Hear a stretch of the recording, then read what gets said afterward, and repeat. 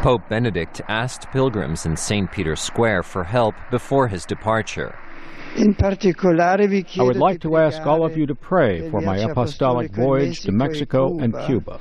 He may need their prayers. The 84-year-old pontiff is avoiding the high altitude of Mexico City on the advice of Vatican doctors. And there are concerns about safety in a country plagued by drug violence. Preparations are already underway in Cuba's second city, Santiago. Benedict will commemorate the 400th anniversary there of the national religious symbol, Our Lady of Charity.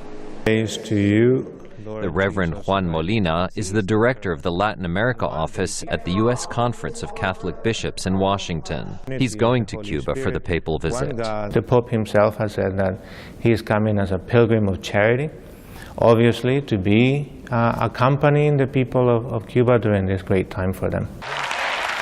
Benedict's predecessor, John Paul, visited Cuba in 1998, but the country has changed since then.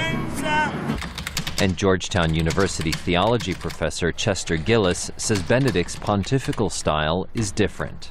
John Paul II was such a media darling and so charismatic, and Benedict XVI is not. He's not that. He's a great intellectual, a deeply spiritual man. John Paul visited Mexico 5 times and is revered there. Mexico is Latin America's largest Spanish-speaking Roman Catholic country, but like elsewhere in the region, the church is losing adherents to Pentecostal and other evangelical Protestant churches. Gillis says the Vatican is concerned about the problem. Because that seepage has hurt the church. Latin America is still very heavily Roman Catholic. But there are places where there has been significant defections from Catholicism. A small fraction of Cubans are practicing Catholics, but since the communist government relaxed restrictions in the 1990s, the church has gained influence. President Raul Castro's attitude is not like his brother Fidel's, says Cuba analyst Philip Peters.